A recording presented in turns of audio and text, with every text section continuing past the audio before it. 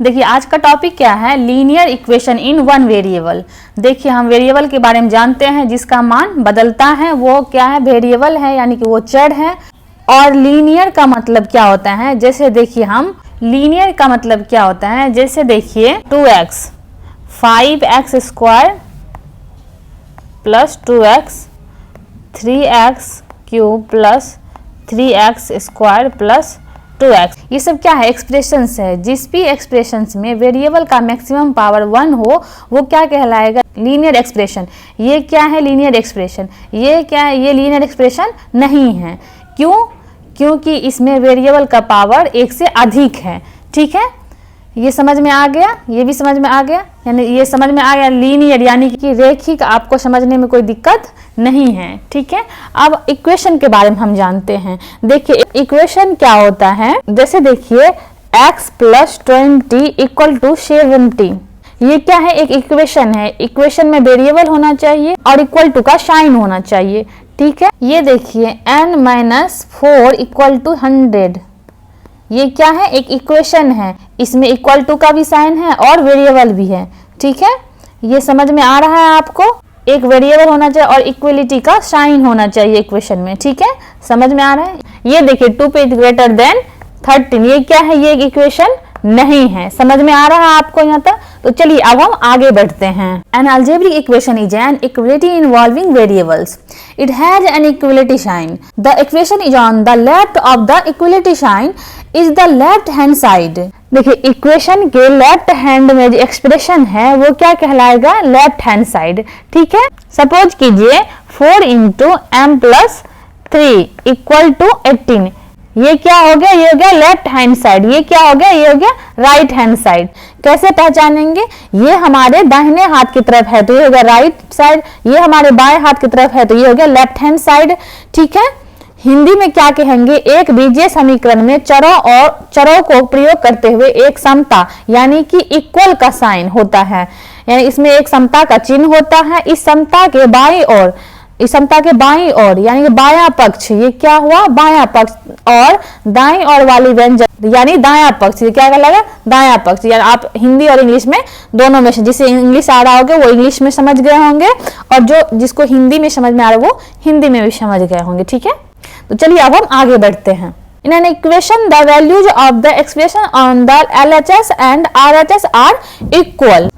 Expression में जो value है LHS और RHS वो क्या होते हैं, बराबर। m प्लस 3 इंटू 4 जो है ये किसके बराबर है, ये 18 के बराबर है। This happen to be true only for certain values of the variable.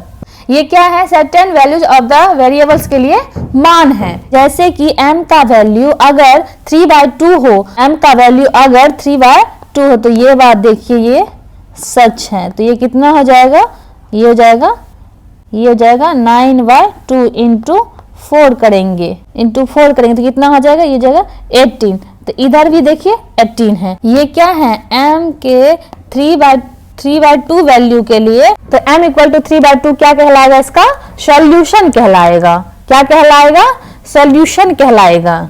This happens to be true only for certain values of the variables. These values are the solution of the equation.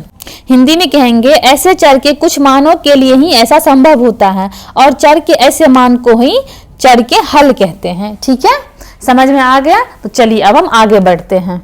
An equation remains the same if the LHS and the RHS are interchanged. कहने का मतलब हुआ आप 4 into M plus 3 equal to 18 लिखिए या 18 4 into M plus 3 लिखिए, एक ही बात है। ठीक है, इन दोनों बात में कोई फर्क नहीं है। ठीक है, हिंदी में कहेंगे किसी समीकरण के बाएं और दाएं पक्ष को परस्पर बदलने पर समीकरण नहीं बदलता है। ठीक है, चलिए अब हम आगे बढ़ते हैं। तो चलिए अब कुछ लॉ जो है, रूल जो है वो सीख लेते हैं जो हमको इक्वेशन को सॉल्व करने में मदद करेगा। ठीक है, क्या करेगा, इक्वेशन को सॉल्व करने में मदद करेगा। ठीक है, तो पहला क्या है, add the same number to both sides, subtract the same number from both the sides और multiply both sides by the same numbers और divide both sides by the same number.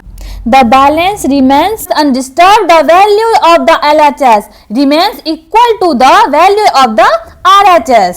कहने का क्या मतलब है, अगर हिंदी में हम कहेंगे, अगर हम सेम नंबर से मल्टीप्लाई कर दे, जोड़ दे या घटा दे तो कोई फर्क नहीं पड़ता है। मतलब क्या हुआ, तब भी LHS बराबर RHS ही रहेगा। हिंदी में भी आप देख लीजिए, दोनों पक्षों में एक ही संख्या जोड़े या दोनों पक्षों में एक ही संख्या घटाए, दोनों पक्षों को एक ही संख्या से गुना करे या दोनों पक्षों को एक ही संख्या में भाग दे तो संतुलन में कोई परिवर्तन नहीं होता है, अर्थात LHS और RHS के मान समान रहते हैं। ठीक है, मैं जो कहना चाह रही हूँ उसको एग्जाम्पल के थ्रू मैं आपको बता रही हूँ। ठीक है, सपोज कीजिए आपको एक इक्वेशन दिया है कि 2x - 3 = 7।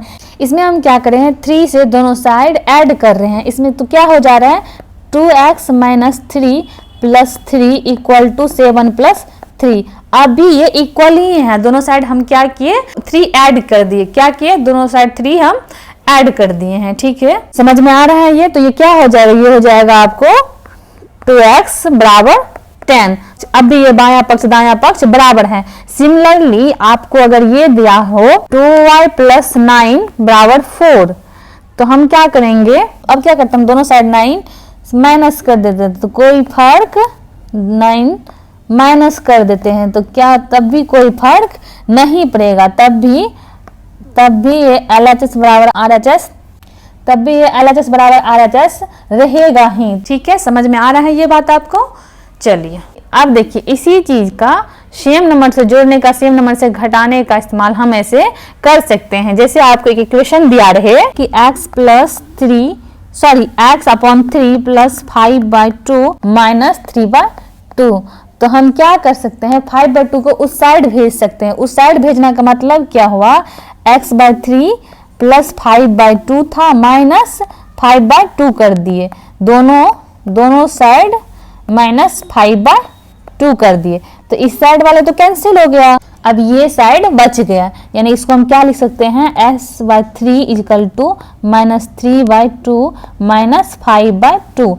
इसी बात को हम क्या कहते हैं, देखिए इसी बात को हम कहते हैं कि हमने क्या किया, 5/2 को उस साइड भेज दिया, उस साइड भेज दिया तो क्या हो गया, साइन चेंज हो गया। आप समझ रहे हैं इस बात को। इसी तरीके से हम सेम नंबर से मल्टीप्लाई और सेम नंबर से डिवाइड भी कर सकते हैं। जो आगे हम क्वेश्चन सॉल्व करेंगे तो आप देखेंगे कि हम ऐसा इजीली कर रहे हैं। ठीक है, तो चलिए अब हम कुछ और इक्वेशन आपको सॉल्व करवाते हैं। ठीक है, पहले हम थोड़ा कुछ इजी क्वेश्चन लेंगे, फिर उसके बाद थोड़ा डिफिकल्ट करके क्वेश्चन लेंगे। ठीक है, तो चलिए अब हम आगे बढ़ते हैं। जैसे आपको दिया हुआ है कि t/5 = 10 और आपको दिया हुआ है कि 3/7 + x = 17/7। इन दोनों को अगर हम आपको सॉल्व करने के लिए बोले तो आप कैसे सॉल्व करेंगे, तो चलिए हम आपको आगे बताते हैं कि कैसे सॉल्व करना चाहिए। ठीक है, आप खुद से भी ट्राई कर सकते हैं पहले वीडियो को पॉज करके। ठीक है, आप यदि सॉल्व कर पा रहे हैं तो ठीक है, नहीं कर पा रहे तो कोई बात नहीं, हम आपको बताएंगे। ठीक है, चलिए देखिए, t/5 = 10 है। हम क्या बोले आपको कि सेम नंबर से मल्टीप्लाई किया जा सकता है, दोनों साइड आप 5 से मल्टीप्लाई कर दीजिए। क्या कर दीजिए, दोनों साइड 5 से मल्टीप्लाई कर दीजिए तो 5 कैंसिल हो गया, तो t 15। यही क्या है हमारा आंसर है। ठीक है, अब दूसरा क्वेश्चन देखिए आप, इसको दो तरीके से हम बोल सकते हैं, 3/7 दोनों साइड माइनस कर दो, या ये बोल सकते हैं कि 3/7 को इस साइड लेके चलो। 3/7 को इस साइड आप लेके चलेंगे तो ये क्या आ जाएगा, 7 का एलसीएम 7 और 17 - 3 कितना आ जाएगा, 14। तो ये कितना आ गया, ये आ गया 2, तो x = कितना आ जाएगा, 2। ठीक है, तो दोनों ही क्वेश्चन को सॉल्व करके देख चुके हैं। तो चलिए हम आपको कुछ और क्वेश्चन प्रैक्टिस के लिए देते हैं। ठीक है, तो आपको क्या करना है, सॉल्व करना है। ठीक है, और अगर नहीं हो पाएगा तो मैं आपको फिर से बताऊंगी। 1.6 = y/1.5। अब देखिए दूसरा क्वेश्चन है आपके लिए, x/3 + 1 = 7/15। तो देखिए इसे हम अब बताते हैं। हम क्या करेंगे, दोनों साइड माइनस करेंगे या इस 1 को हम उस साइड ले जाएंगे, दोनों एक ही बात है। ठीक है, देखिए हम आपको डिटेल में बताना चाह रहे हैं। -1 बराबर या आप ये बोल, ठीक है। तो या आप खुद समझिए कि 1 - 1 क्या हुआ, 0 हुआ। क्या आप ये बोलिए या आप इसे खुद समझ जाइए कि 1 - 1 0 हुआ, ठीक है। ये दोनों ही एक ही बात है। तो x/3 = कितना हो जाएगा, 7 - 15 अपॉन 15, तो कितना हो जाएगा -8/15। अब क्या करिए आप 15 से दोनों साइड मल्टीप्लाई करिए तो कितना हो जाएगा, ये जगह 5x, ये जगह -8, ये हो जाएगा x। आप क्या कीजिए 5 से फिर से डिवाइड कीजिए, तो 5 से 5 डिवाइड कीजिएगा तो ये कितना, अब क्या करिए 5 से फिर से डिवाइड करिए, तो 5 से 5 डिवाइड करिएगा तो ये 5 कट हो जाएगा, तो ये जाएगा -1.6 हो जाएगा। तो आंसर क्या होगा, -1.6 हो जाएगा। -1.6 बोलिए या फिर -8/5 बोलिए, बात एक ही है, ठीक है। तो चलिए अब हम इस क्वेश्चन को सॉल्व करते हैं। देखिए इसमें क्या करना है, 1.6 से दोनों साइड मल्टीप्लाई कर दीजिए, ठीक है। तो देखिए क्या हो जाएगा, y = 1.6 × 1.5। देखिए 1.5 को आप 3/2 भी लिख सकते हैं। देखिए ये 16 है, ये 16 है, इसको 16/10 लिख लीजिए, इसको बदल लीजिए और ये हो गया 3/2। तो देखिए ये हो गया 8 3 = 24, 24/10 यानी कि आंसर कितना हो गया 2.4।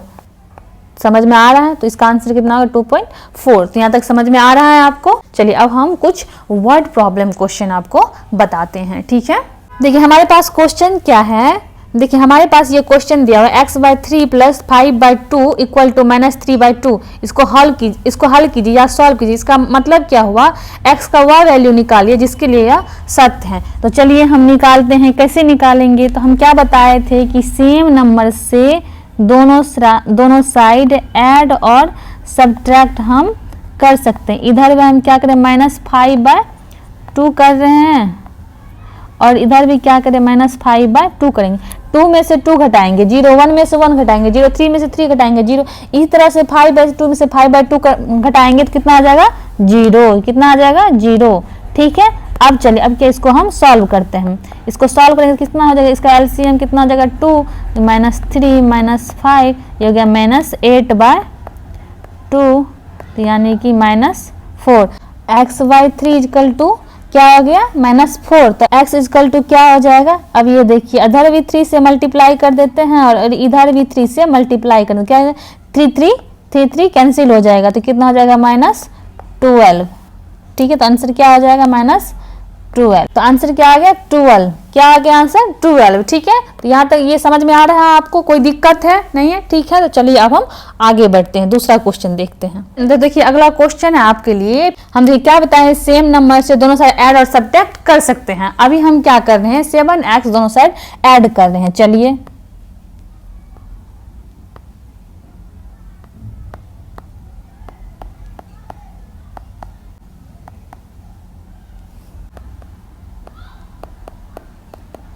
ये दोनों क्या हो गया, ये दोनों क्या हो गया, ये दोनों कैंसिल हो गया, यानी क्या हो गया 15/4 = 9 + 7x। अब हम क्या करें, -9 दोनों साइड कर रहे हैं। 15/4 -9 = 9 + 7x -9। फिर क्या होगा, 9 - 9 0 हो जाएगा। तो ये वाला टर्म हम हटा देंगे, ठीक है। तो अब देखिए अब हम इसे सॉल्व कर लेंगे, ठीक है। तो इसका एलसीएम कितना होगा, ये जगह 4, ये जगह 15 - 36 = कितना होगा, 7x। तो ये कितना हो जाएगा, -21/4 = 7x। देखिए अब हम क्या करेंगे, 4 से दोनों साइड इनटू कर देंगे।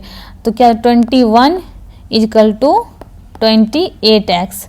अब देखिए 28 से दोनों साइड डिवाइड कर देते हैं। 28 से डिवाइड कर देंगे तो क्या जाएगा, 28 कैंसिल हो जाएगा तो कितना बचेगा, -21/28। तो ये 4 से और ये 3 से, तो आंसर कितना हो जाएगा, -3/4। यहाँ तक आपको समझ में आ गया। तो चलिए हम आगे बढ़ते हैं। अभी आप देखें कि x/3 + 5/2 -3/2 था। तो हम क्या कर रहे थे, x/3 + 5/2 -5/2 इधर भी कर रहे थे और और -5/2 इधर भी करते और फिर बता रहे थे कि ये कैंसिल हो गया। अब से हम ऐसा नहीं करेंगे, अब हम क्या कहेंगे आपको कि 5/2 को इस साइड लेके चले गए, तो देखिए क्या बोलेंगे कि इधर +5/2 है तो इधर -5/2 होगा। ठीक है, समझ में आ रहा है? ये नहीं समझ में आ रहा है? देखिए मतलब मैं ये कह रही हूँ अगर दाएं पक्ष में कोई चीज़ ऐड है तो बाएं पक्ष चले जाएगा, तो बाएं पक्ष चले जाएगा तो क्या हो जाएगा? माइनस हो जाएगा।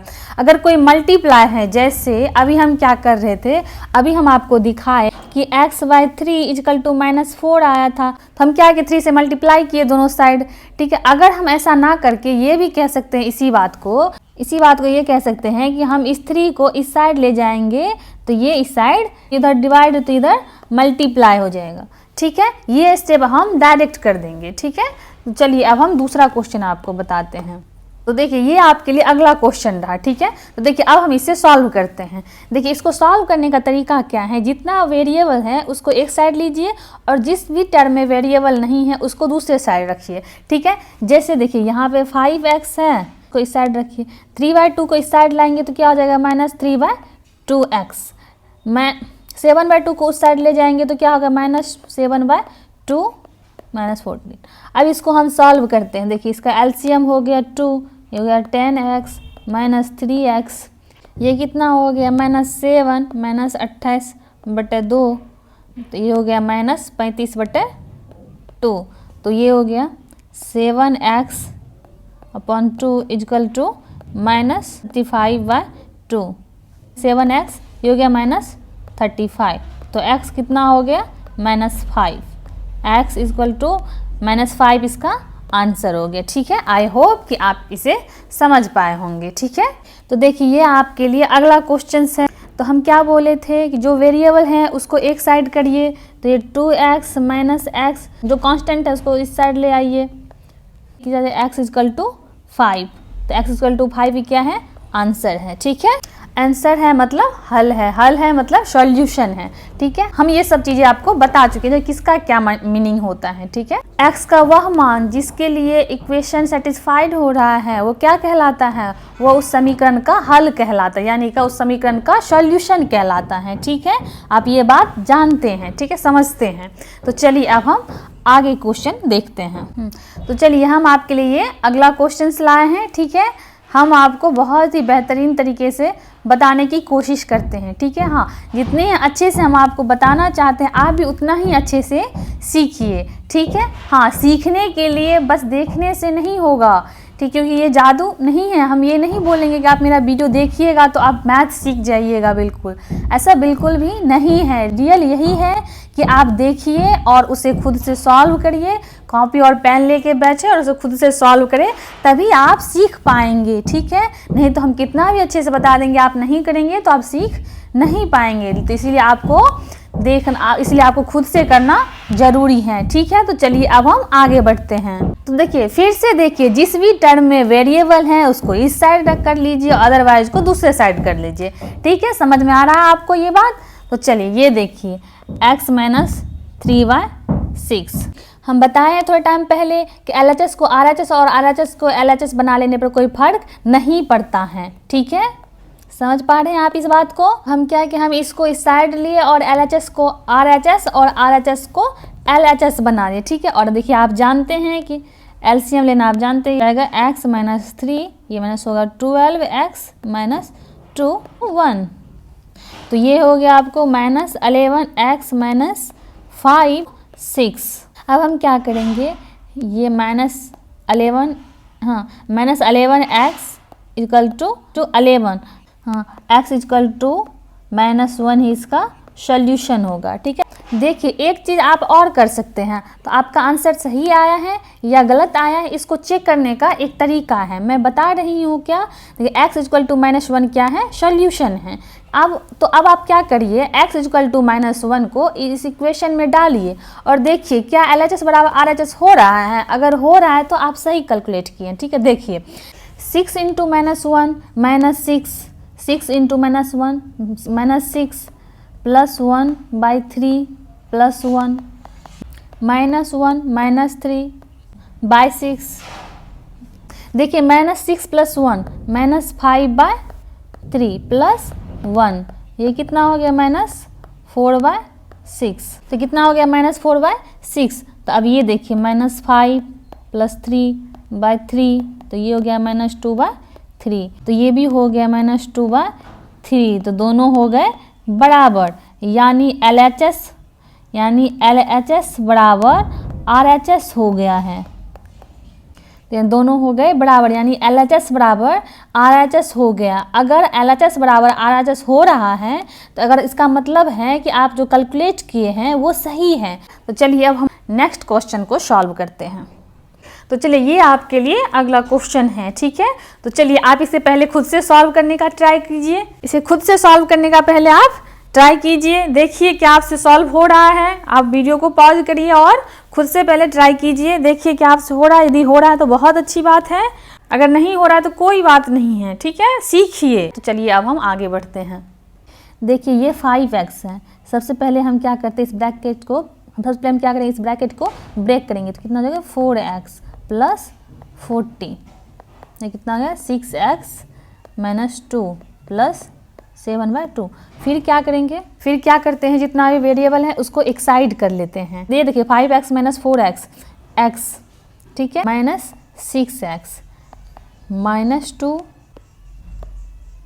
देखिए आप ऐसा भी कर सकते हैं, LHS को RHS और RHS को LHS कर लीजिए। देखिए ये 6x है, ये 6x है, यहाँ से क्या आया x, तो -x हो जाएगा, ठीक है। अब देखिए इस साइड क्या बचा 14 + 2 -7/2, तो ये हो गया 5x। ये कितना हो गया, ये हो गया 2, 28 + 4 - 7, ये हो गया आपको। तो ये 5x बराबर क्या हो जाएगा 25/2, x बराबर क्या हो जाएगा 25/2 × 5। देखिए ये 5 से ये कैंसिल हो जाएगा, तो ये कितना हो जाएगा 5/2। 5/2 ही क्या होगा, हमारा आंसर होगा। फिर से हम क्या करेंगे, दायां पक्ष और बायां पक्ष को एक बार चेक करेंगे, ठीक, क्या करेंगे, चेक करेंगे, ठीक है, यानी दायां पक्ष और बायां पक्ष को चेक करें, यानी कि LHS और RHS को चेक करेंगे।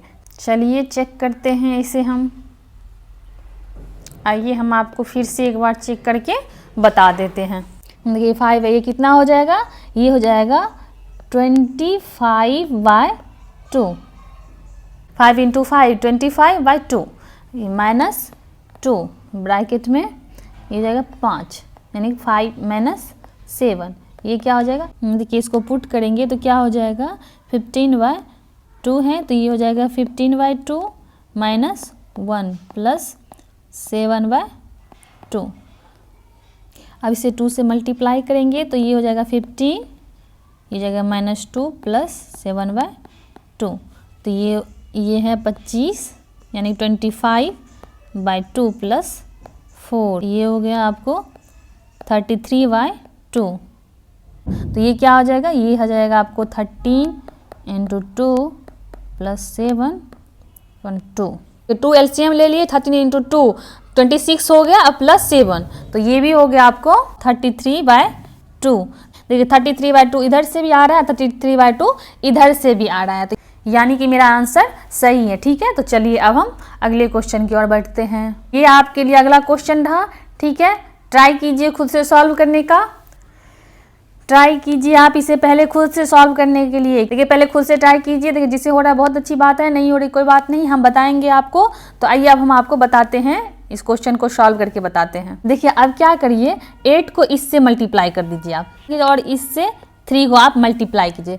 देखिए 8 से मल्टीप्लाई करेंगे तो 8 × x + 1 बराबर 3 × 2x + 3, ठीक है। ये 8 × x करेंगे तो 8x हो जाएगा, ये +8 बराबर ये हो जाएगा 6x + 9। अब देखिए ये 8x है, 6x को इस साइड ले आएंगे तो ये हो जाएगा -6x बराबर कितना हो जाएगा, ये 9, और 8 को इस साइड ले आएंगे तो इस साइड प्लस में है, इस साइड माइनस में आ जाएगा, तो जो -8, ठीक है।